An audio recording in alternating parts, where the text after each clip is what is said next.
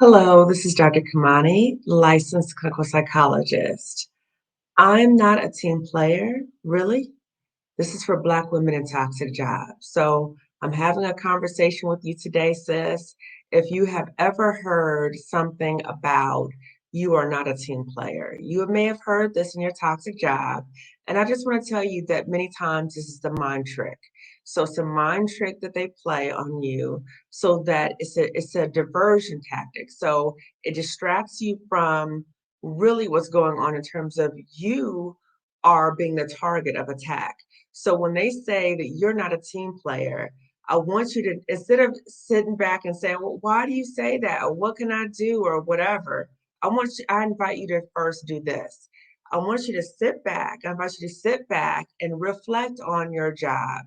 Reflect on your behavior at the job. Again, so self-assess.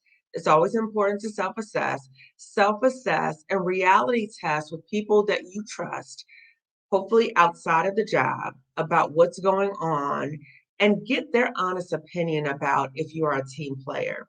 More than likely, what I have experienced, what I've heard from other Black women, is this is a mind trick and it can really mess with you, can really mess with your mind because you start going down these different rabbit holes like, well, why would they say that? Or what gave them that impression? Or let me prove to them that I am a team player. So then you start working, overworking, and now your labor is being exploited and it's distracting you about what they are doing to you.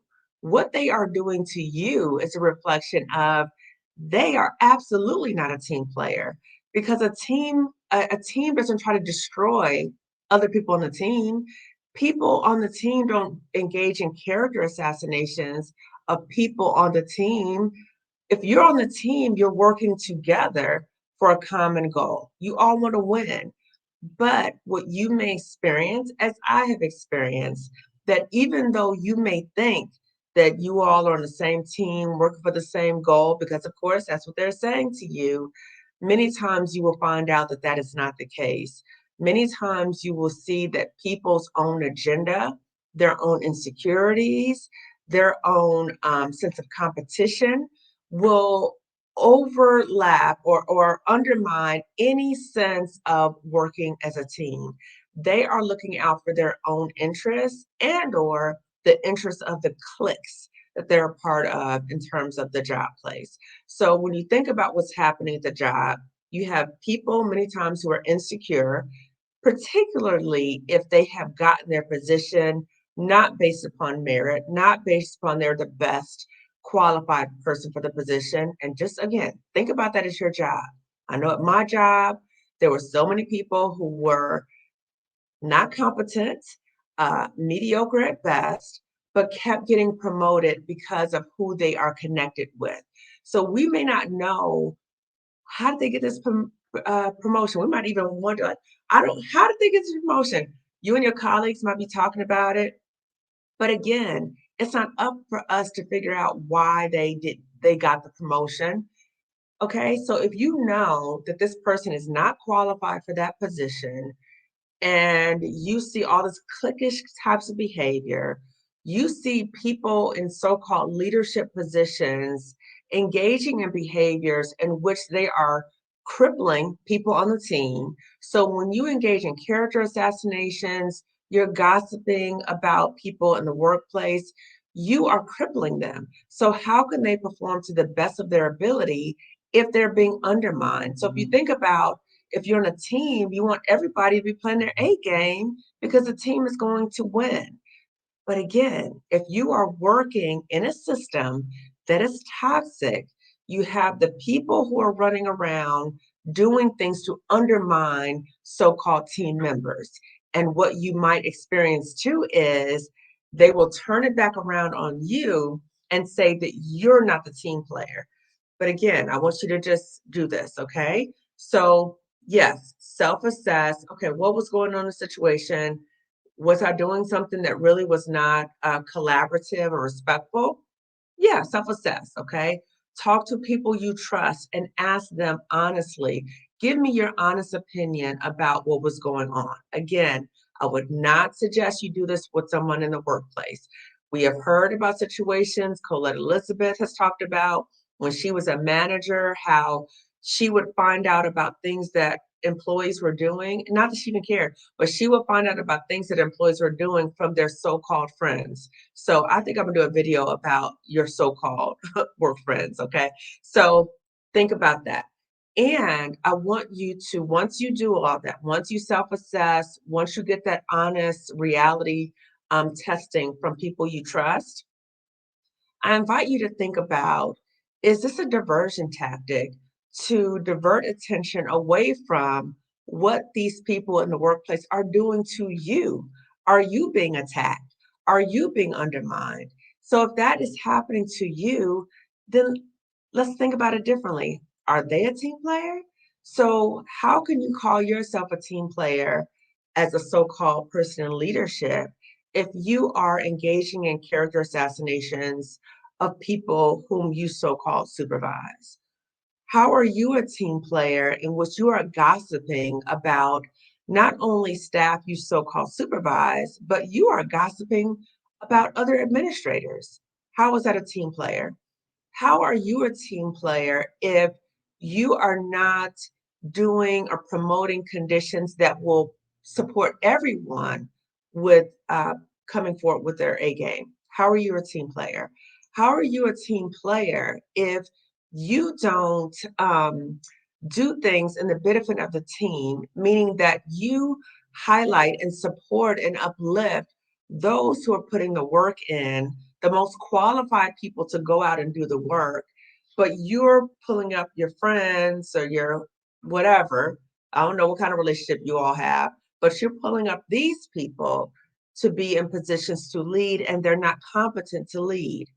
How is that a team player? You're not setting the team up to win at all. Okay. So I'm just going to just reflect in terms of my own experiences, just as a way for you to see how I'm reflecting on things that have happened to me in the workplace. And so you can also engage in this behavior for you. So again, when I talk about these things that happen to us, these are mind games, okay? I want to say something else. I'm not going to say it. I'm sure you can imagine what I want to say. So these are mind games. And so mind games can mess you up. They can mess you up because you start going and trying to figure out and you're doubting yourself and then you start feeling insecure in the workplace, thinking and going back and forth and second guessing yourself and just feeling insecure in the workplace because people are telling you that you are not a team player. I invite you to think about who is the source of giving you this information. So check out the source. Is this a credible source? Or is this person not a team player themselves? So how are they saying that you're not a team player?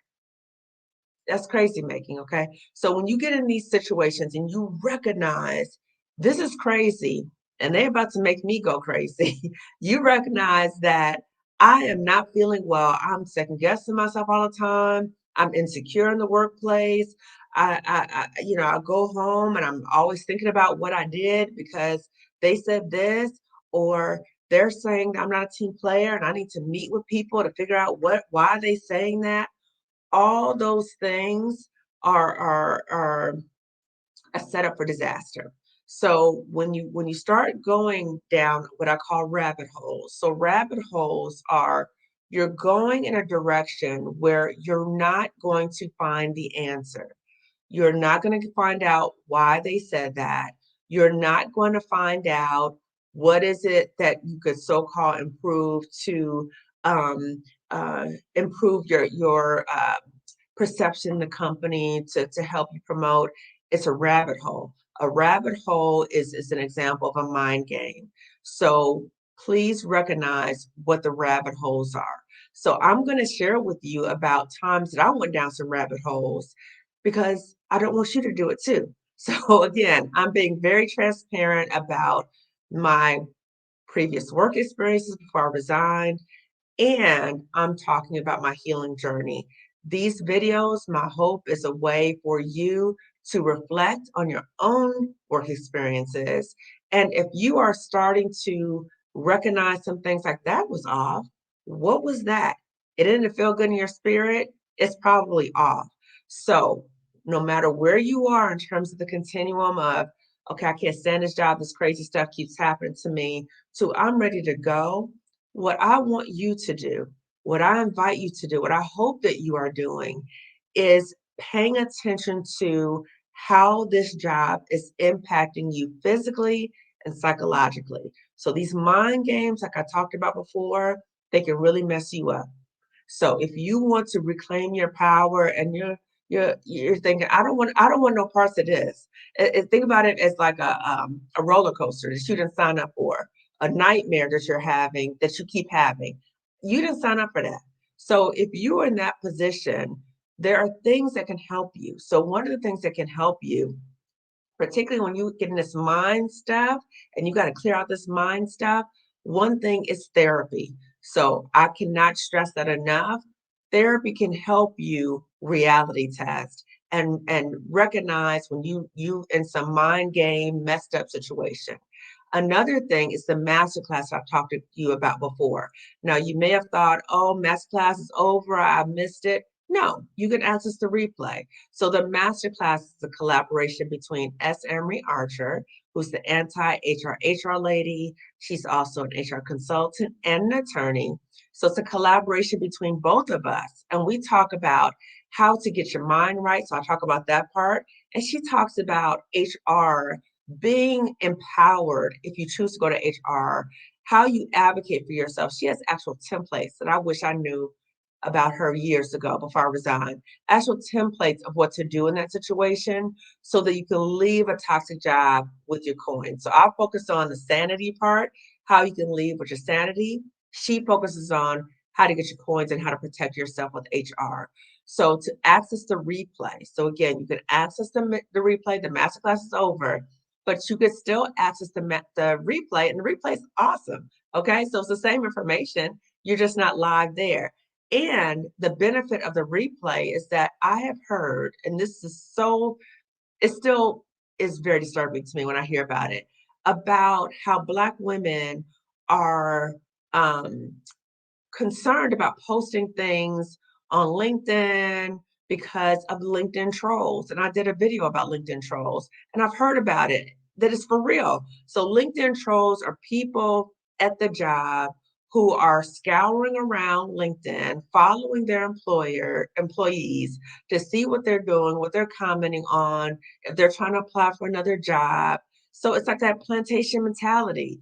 You got to stay here, even with the abuse and all the toxicity, you're going to stay here and I'm going to watch you. And if you try to escape, you're going to get it. So that whole plantation mentality. So the benefit of getting the replay as opposed to being in the live is that nobody knows you're watching the replay. Nobody. Okay. But you're starting to get your plan together. You're starting to get your stuff together so that you can get out of that toxic job. So the name of the masterclass is Save Yourself, Channel Your Inner Harriet, because we all got an inner Harriet. Connect to her, okay? Channel your inner Harriet so you can leave that toxic, hostile job with your sanity and your coins. So again, click the link in the description section so that you can access the replay. Nobody wants to work or live day to day where you are being harmed in a toxic job. One of the ways that you are being harmed is if you are getting the message that you are not a team player. And again, I want you to think about the people who are saying that, the source of that information, are they team players? Okay. So again, just briefly, I'm going to just share with you about my situation in which I started to think, first, as an employee, you want to do a good job. So when people give you feedback, you're thinking, oh, I wonder why they said that, or I don't want them to have that impression of me. I really have a strong work ethic, and I'm dedicated to the work, and we are committed to working together to help support the well-being of children because I work for the school district. Mm, that was not true. Okay. So I'm just going to break it down to you in terms of what it looked like for me, and how I came to realize this was a mind game. So for me, and you may have heard me talk about this in the previous trainings, in the previous, I was talking about the training in my previous video. So um, I recognized that there was a gap in terms of not really advocating for the specific needs of Black youth in terms of mental health issues. So I recognized this gap, and I said, you know what, I'm going to develop a training that talks about trauma within a cultural context. So it talks about issues of historical trauma. It talks about issues of, sorry about that, historical trauma, microaggressions, implicit bias, all these different things, and how this may look for children and how that might impact them in the work in the school district, and how we can address these issues and better serve all youth, and particularly Black youth. So I had this idea, but I knew I couldn't do it alone. So I reached out to another Black woman in the department, and I asked if she would be willing to co-develop this training with me. And she agreed. We co-developed the training. We started rolling it out throughout the district. It was very well received.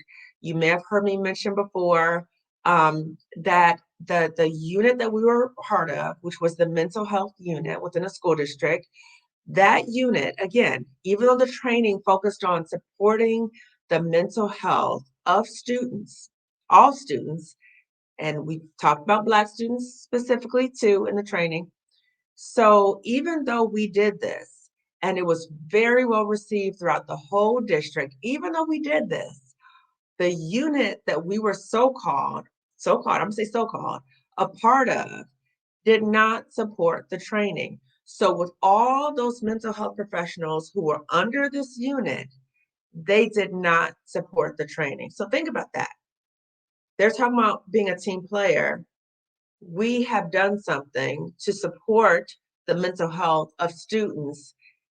Are they being a team player? So again, the more I thought about it, it just became more ridiculous. So that's one thing. So as a result of the training, um, this person that I was being supervised by, um, I told him about the evaluations, people writing testimonies about it, about the training. And one of the comments that people would say in the testimonies and in evaluations was that this training needed to be mandated district-wide. When I told this supervisor, who did not look like us, when I told him that, he literally laughed in my face. Is that a team player? Is that somebody supporting the team? No? Okay. The same person, recognizing, wait a minute, a lot more people are starting to talk about this training. Um, Maybe we could have the training, but maybe some people can opt to see the training for our mental health unit. So it wasn't even like for our whole unit, it was like maybe a certain segment. So we're gonna train and look up, and this man is trying to videotape us without permission. Is that a team player? Okay. So then after that, he now has decided. So now again, all these people are saying, we need this training, we need this training. The original district unit was not supporting the training at all. Okay. But now they're getting all this extra attention from other people saying, what about what about, can they, all these things. So then this person decides, let's do a trainer of trainer models for the training. So my colleague and I, who co-developed the training, we talked about it. And given the sensitive nature of the training and what we had experienced was when we would train people, it really touched people deeply. And so they started talking about their own experiences with historical trauma, microaggressions, implicit bias. It was very deep, it was very heavy. So you have to really be fully present and be able to really hold all that information and really support people in real time. That involves a certain level of skill, expertise, all lived in experience, all those different things. So my colleague and I talked about it, and we decided at that point, this is not a good idea for a trainer of trainers program right now, because we need to be mindful of who is doing the training. because we don't want to open people up. People are sharing things, people are crying, people are doing all these things. And if we have staff who might not have the training, the lived in experience to really roll this out appropriately, and we didn't want to harm staff. That did not go over well when I said that. So interestingly, my colleague and I had made this decision together, but I was the one to deliver the information. There's a whole nother thing in terms of what happened with me and the colleague, but I'm not going to go into that right now. So when I delivered that information, that did not go well at all. And it was like full on attack of me. So again, is that a team player?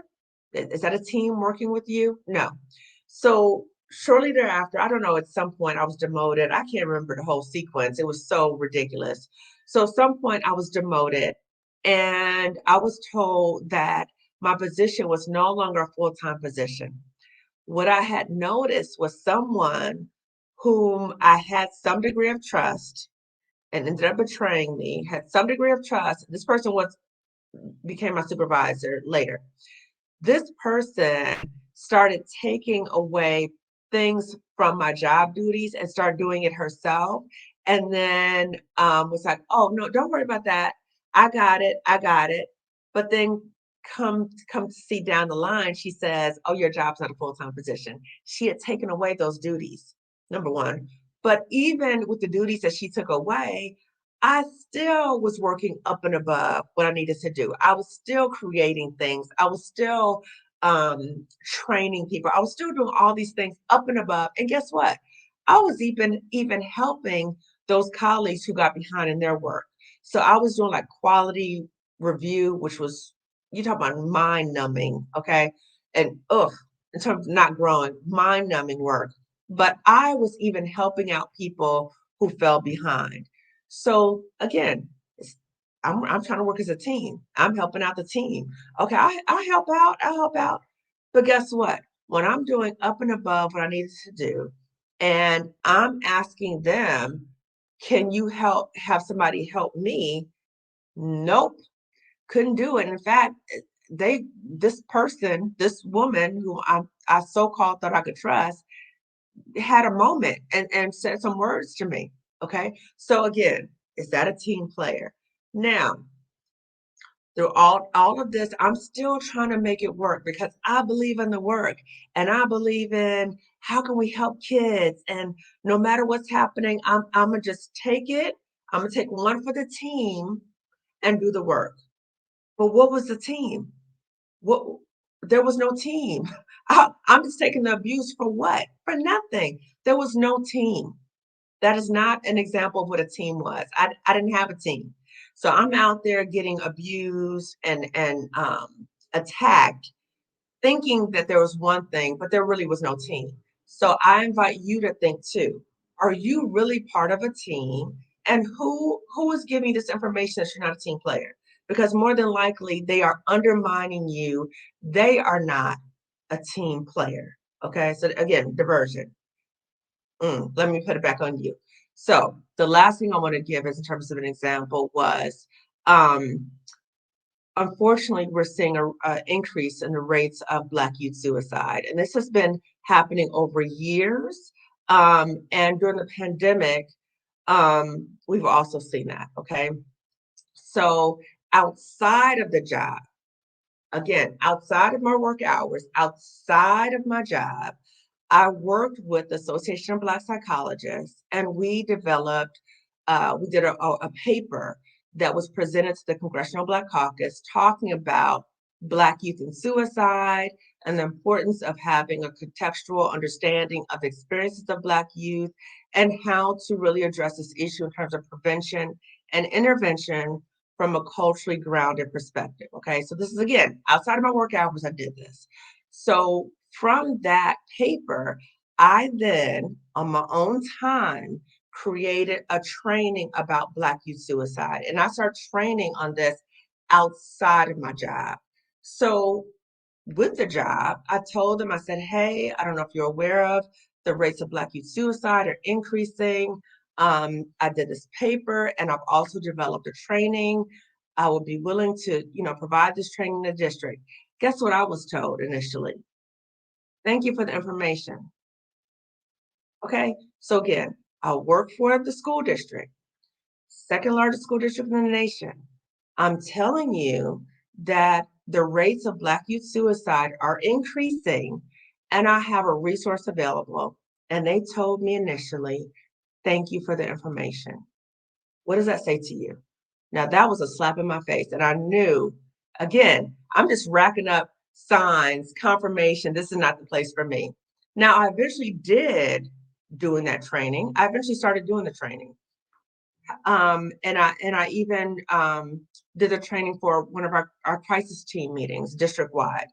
But just think about when I'm doing all this stuff and I'm being told I'm not a team player, and I'm being told that my job is no longer a full-time job, but I'm doing up and above.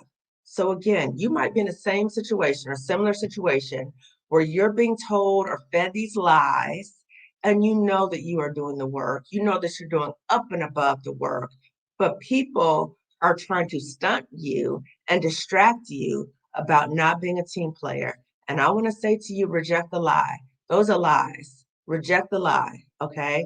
If you are in a situation and this is your reality and you are like done with this and you feel like you're getting wrapped up in this crazy making and it's messing with your mind, because it will mess with your mind. It really will.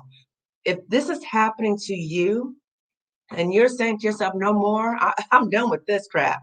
If this is you, then again, I've talked to you about resources. The resources are available to you.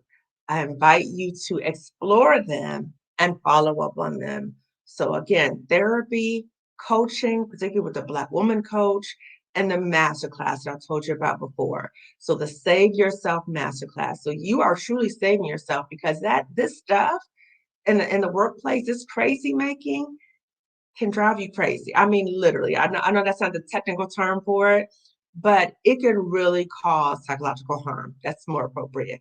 So it can really cause psychological harm. So if this is your reality, you can change your reality. You change your reality by accessing resources. So again, therapy, coaching, the masterclass replay. So you access the replay by clicking the link in the description section. And again, the masterclass is Save Yourself, Channel Your Inner Harriet, so you can leave that toxic, hostile job with your sanity and your coins. Okay. So this is a collaboration between me and S. Emery Archer. So when you get the replay, you'll be able to look at it at your own time. You don't have to worry about the LinkedIn trolls trying to see what you're doing. This is your personal business about you getting your escape ready. You are channeling your inner Harriet. We all got an inner Harriet. Channel her so you can get to that North Star. Sometimes you might need some help with getting to the North Star. Let's figure out how to get to North Star. So in closing, I'm asking if you could please give this video a thumbs up. It tells YouTube to suggest this video to other people in a similar situation. If you have not already subscribed to my channel, please do so. Lifting as we climb consulting wellness services. So again, as I'm signing off, I want you to remember that I'm here to share information with you. I'm here to support you from afar. The reason that I'm sharing this information with you is because I'm a toxic job survivor. I'm a Black woman. I believe in you. I want to support you. And I know that you deserve a better life. And I have gone through the process. So I know what it's like to have the experience and move through the fear, because the fear is going to be there. Move through the fear and get out. And now that I've gotten out, my life is so much better. So as I'm reaching out to you to help lift you, please be open-minded and receive what people are trying to give you, the support. And please support other Black women. So if you know of another Black woman who is having this experience in a toxic job, please reach out to her too and support her, uplift her, give her positive words, and share this information with her. So share the resources that I have in the description section and also share this video with her. Okay. So again, remember, when people say that to you, you are not a team player. If you have this reaction, Really? Like, are you kidding me? Really?